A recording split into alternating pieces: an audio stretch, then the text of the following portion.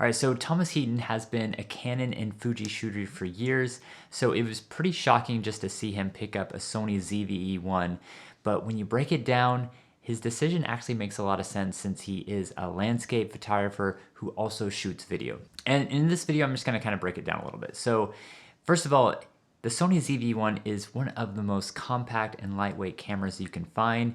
If you are hiking, if you are backpacking or going long distance, every ounce counts, and the Sony ZV-E1 is the smallest full-frame camera on the market with the best autofocus and other features, making it the ideal lightweight setup. It's also really good at just like low light performance, and for landscape photographer, you're going to be shooting at dawn or dusk or even at night, and having a full frame sensor with great ISO performance is just going to be really advantageous.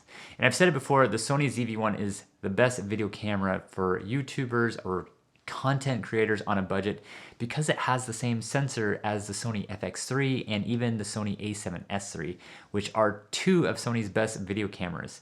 You're getting insane low light performance, full frame 4K at 120 frames per second, and you get Sony's like top tier autofocus. And that's way less money than the FX3 or the Sony a7S III.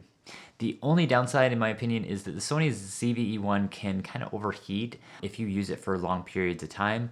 But personally, I haven't really had this experience. I mostly shoot videos for like 15 to 25 minutes at a time, and it's never shut down. But if you are shooting in really hot conditions, like for example, let's say you live in Las Vegas, it's 100 degrees outside, it's been 60 minutes of shooting, it may actually shut off on you.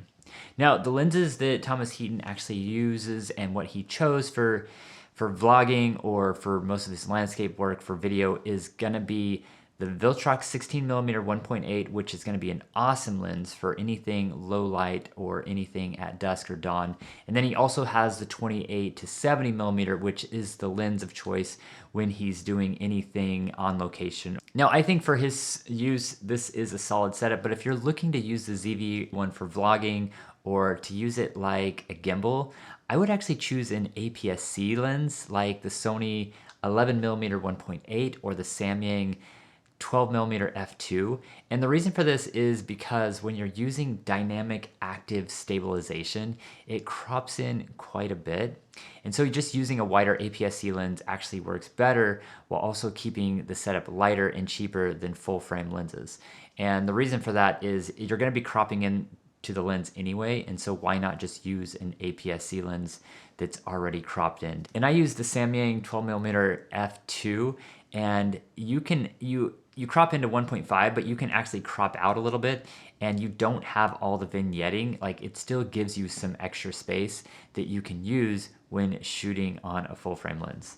So in general, I would say that the Sony ZV-1, I think in my opinion, is probably the best video camera for anyone on a budget and who wants to get that same performance that you can get on higher end cameras.